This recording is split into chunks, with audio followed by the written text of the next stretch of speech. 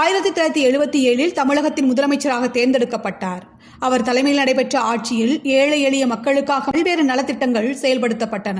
1977, 1980, 1984 ஆகிய 3 தேர்தல்களில் எம்ஜிஆர் தொடர்ந்து வெற்றி வாகை சூடி 10 ஆண்டுகள் முதலமைச்சராக பதவி வகித்தார். இதில் 1984ஆம் ஆண்டு உடல்நிலை மிகவும் மோசமாக இருந்ததால் தேர்தல் களத்திற்கே செல்லாமல் மக்களை சந்திக்காமல் வெற்றி பெற்றார். மக்களை சந்தித்து வாக்கு கேட்காமலே தேர்தலில் வெற்றி பெற்றவர் என்ற பெருமை எம்ஜிஆரை மட்டுமே சேரும்.